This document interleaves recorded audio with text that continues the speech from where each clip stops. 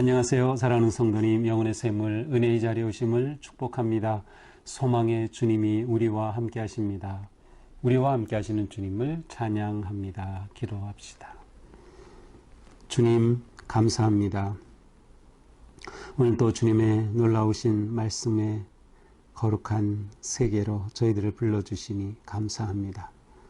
주님의 생명의 말씀, 진리의 말씀, 거룩한 말씀을 사모하는 우리의 심령을 귀한 은혜로 충만하게 하여 주시옵소서. 성령님, 저희의 마음을 열어주시고 귀를 열어주시고 눈을 열어주셔서 주님의 이 놀라운 생명의 말씀 깨닫게 하시고 깨달은 말씀대로 살아갈 수 있도록 용기와 지혜와 믿음을 더하여 주시옵소서. 말씀으로 세워지는 삶, 말씀으로 새로워지는 삶, 말씀으로 성장하는 저희의 삶 되게 하여 주시옵소서. 예수님 이름으로 기도합니다. 아멘. 오늘 말씀은 예레미야 36장 1절에서 19절입니다.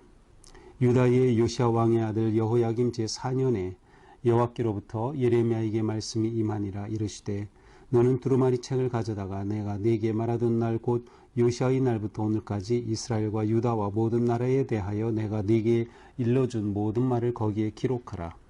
유다 가문이 내가 그들에게 내리려 한 모든 재난을 듣고 각기 악한 길에서 돌이키리니 그리하면 내가 그 악과 죄를 용서하리라 하시니라.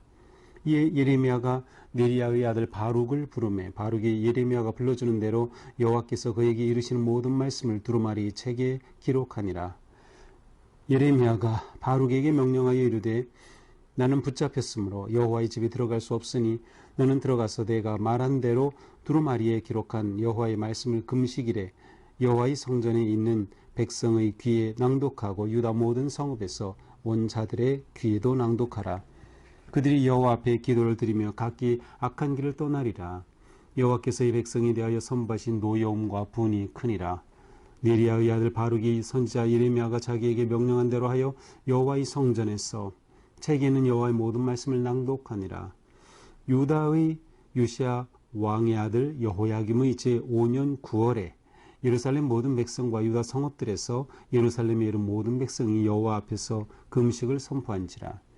바룩이 여호와의 성전 윗들 곧 여호와의 성전에 있는 세문 어기 곁에 있는 사반의 아들 서기관 그마리아의 방에서 그 책에 기록된 예레미야의 말을 모든 백성에게 낭독하니라.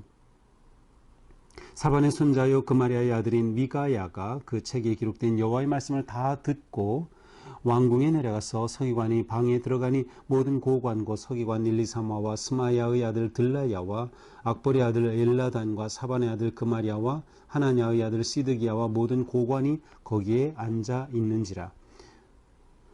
미가야가 바룩이 백성의 귀에 책을 낭독할 때에 들은 모든 말을 그들에게 전하매 이에 모든 고관이 구시의 증손 셀레미야의 손자 느다냐의 아들 여후디를 바룩에게 보내 이르되 너는 백성의 귀에 낭독한 두루마리를 손에 가지고 오라.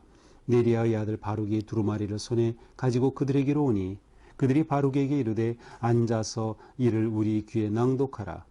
바룩이 그들의 귀에 낭독하매 그들이 그 모든 말씀을 듣고 놀라 서로 보며 바룩에게 이르되 우리가 이 모든 말을 왕에게 아뢰리라.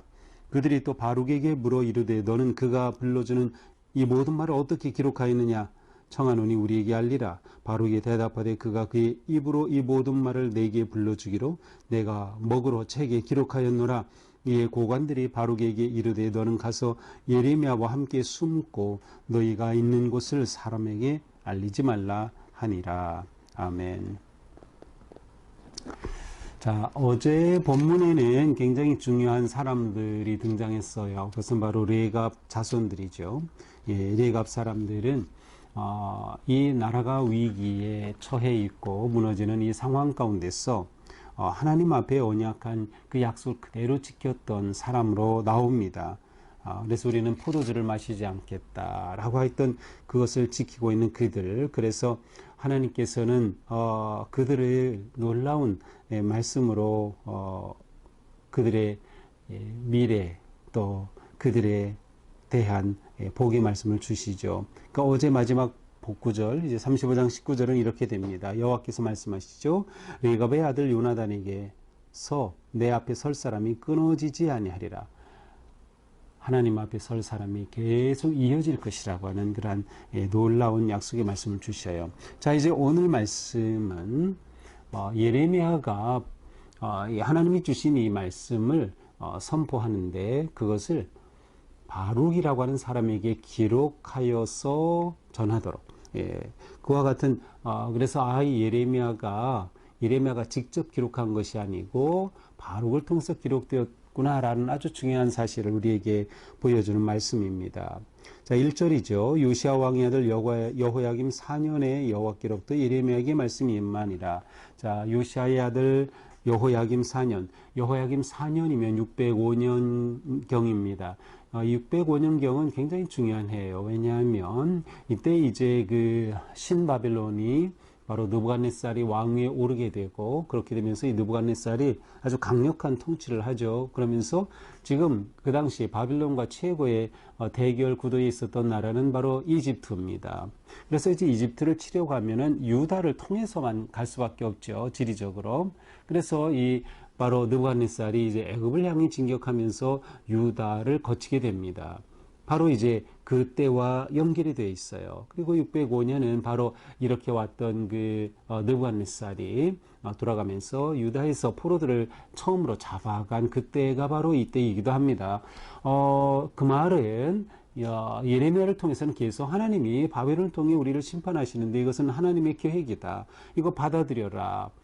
그리면 70년 후에 우리를 회복시켜 주실 것이다 라는 그런 말씀인데 바로 이렇게 들어왔을 때 길을 내주고 온전히 항복하고 따랐으면은 괜찮았을 거예요. 그런데 바로 그것에 거부하고 거부하는 그 모습의 핵심은 애굽을 의지하는 거죠.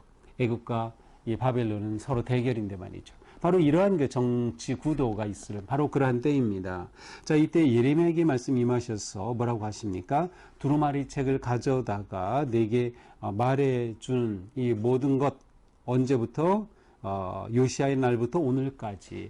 자, 요시아의 날이라는 것은 요시아 왕이 즉위한 그때부터라는 의미는 아니고 아마도 요시아 때에 예레미야가 예언 활동을 시작했어요.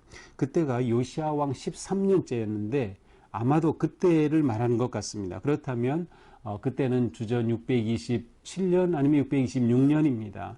그렇다면 지금이 605년이니까 20년이 좀 넘는 그러한 기간 동안 너에게 말해준 이 모든 것을 기록하라는 것이에요. 그런데 이 기록을 예레미야가 하는 것이 아닙니다. 이 기록을 기록 전문가에게 맡기게 되죠. 자, 그럼 하나님은 이것을 왜 기록하라고 하실까요? 3절에 보니까 유다 가문이, 유다 백성들이 내가 기록해서 그 기록한 것을 듣고 그 기록한 거로 끝나는 것이 아니라 그것을 들려주거든요. 낭독이거든요. 그렇게 듣게 되면 그들이 악한 길에서 돌이키게 되고 그러면 죄와 악을 내가 용서하시리라 라는 거예요. 그러나 실제로 3절의 본문은 굉장히 긍정적으로 보이지만 그 문법 구조상 굉장히 부정적이에요. 행여나 혹시 그들이 돌이키면 이런 의미가 담겨 있어요. 그리고 그것은 굉장히 부정적이에요. 그들이 돌이킬 리 없다라고 하는 그러한 의미가 뉘앙스가 담긴 그러한 표현이에요.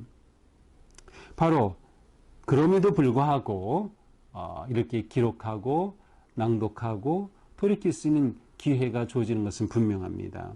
자, 이렇게 되자 예레미야가 바룩을 네리야의 아들 바룩을 부릅니다. 그래서 바룩에게 이제 내가 불러주는 대로 다 기록하라, 두루마리 책에 기록하라 이렇게 하게 되는 것이죠. 자, 이 바룩이라고 하는 사람은 32장에 처음 나왔었어요. 이미 여기서 다시 등장합니다. 그리고 이 바룩은 기록하게 되는데 이렇게 기록하는 사람을 서기관이라고 하죠. 말씀을 기록하는 자. 이 서기관은 그 당시에 아주 중요한 전문직이었고요. 굉장히 중요한 그러한 자리에 있는 사람들이었어요. 왜? 하나님의 말씀을 기록하고 그 말씀을 전하는 것이니까 얼마나 중요한지 모릅니다. 그래서 이들은 종교적인 지도자들의 그룹에 속하기도 하죠. 그건 아주 전문가의 영역에 해당하는 거예요. 아무나 기록하는 게 아닌 거죠. 그래서 이 바룩을 통해 기록합니다. 그러므로 예레미야가 이제 바룩을 불러서 말하죠. 나는 붙잡혔으므로 여호와의 집에 들어갈 수 없다. 나는 붙잡혔어. 여호와의 집에 여호와의 집은 성전이죠. 내가 지금 성전에 들어갈 수 없는 상황이다.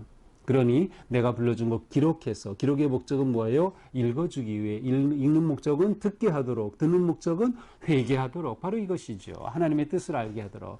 그런데 예레미야가 이 말씀을 직접 예루살렘 성전에서 낭독할 수가 없는 거예요. 그래서 바로 내가 기록한 것을 가지고 가라라고 하시는 겁니다. 내가 잡혔으므로. 자, 그런데 이 잡혔다고는 이것을 통해서 어떤 분들은 지금 감옥에 갇혀 있는 상황이다 라고 말하지만, 그러나 이 19절 맨 마지막 절이죠. 거기 가서 보면 예레미야가 감옥에 갇힌 상황은 아닌 것 같고요. 약간 감시를 받으면서 있는 상황인 것 같습니다. 그리고 성전으로는 지금 들어갈 수 없는 어떤 그러한 상황 가운데 있는 것 같아요. 자, 그래서 이제 바룩은 예레미야의 말대로 불러준 그것을 다 기록하게 되고, 기록한 것을 가지고 금식일에, 6절에 보니 금식일은 많은 사람들이 모이는 그러한 날이죠. 그 날에 여호와의 성전에서 백성의 귀에 그것을 낭독하고 유다 모든 성읍에서 온 자들의 귀에도 낭독하라.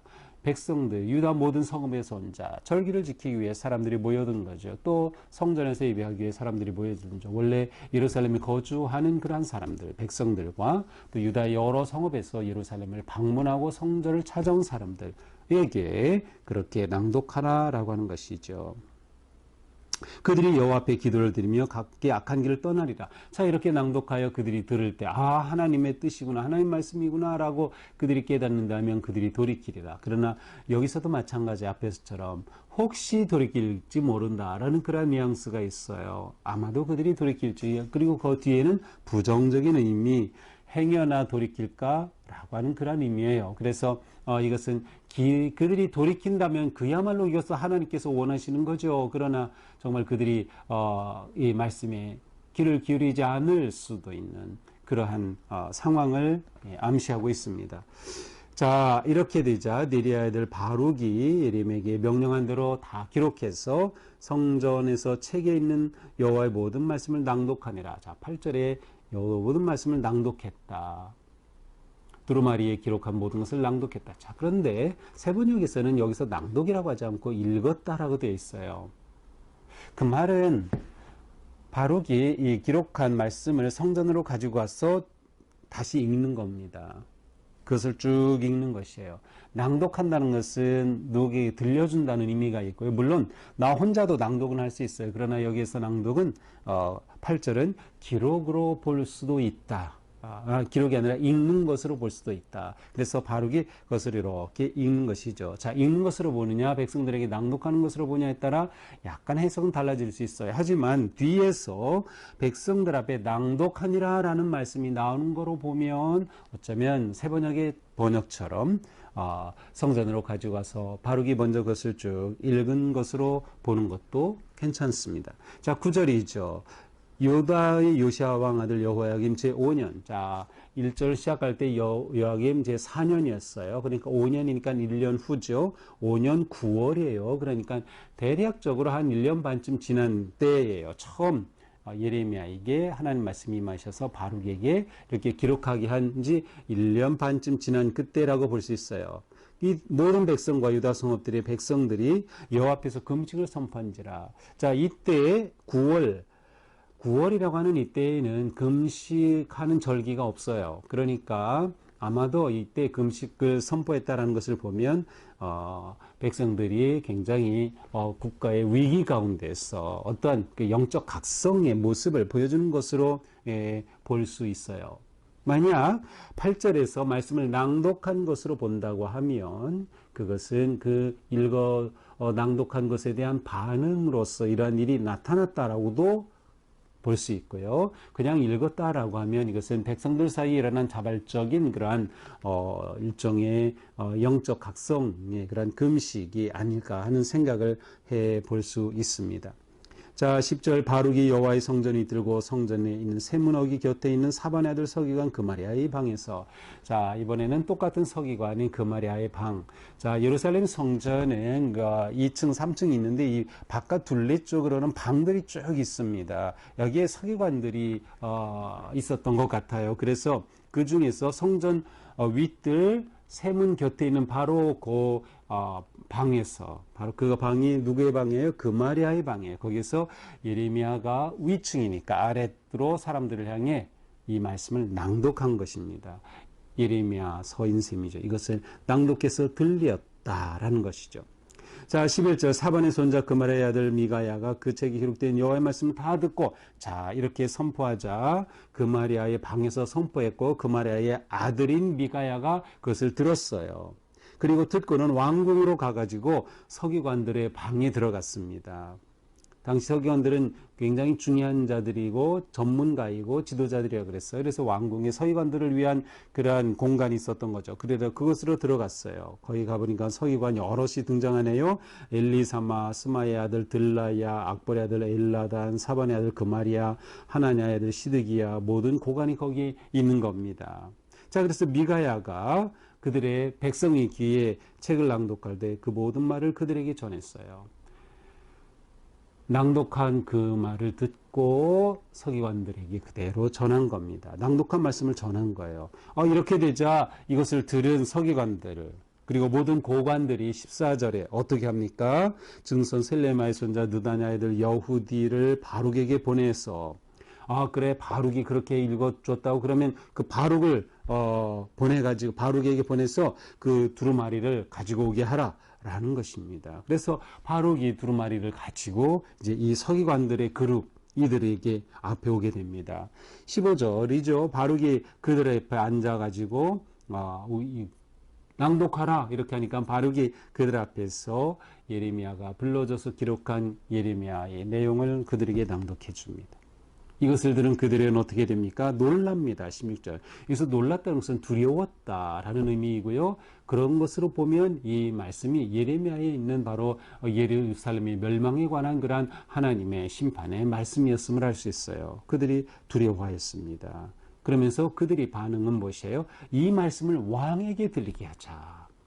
자, 그러니까 이 서기관 그룹은 예레미야에게 굉장히 우호적입니다. 예레미야 편이죠. 다시 말하면 예레미야를 통해 선포된 그 말씀에 순종하려고 하는 그 말씀을 아주 진지하게 받아들이는 겁니다. 이거 정말 하나님이 너무도 귀한 말씀. 그래서 이것이 이루어지려면 어떻게 돼요? 왕이 알아야 되죠. 그래서 왕에게 이것을 알게 하자라는 것이 그들의 마음이었습니다. 그래서 바룩에게 확인하며 묻죠.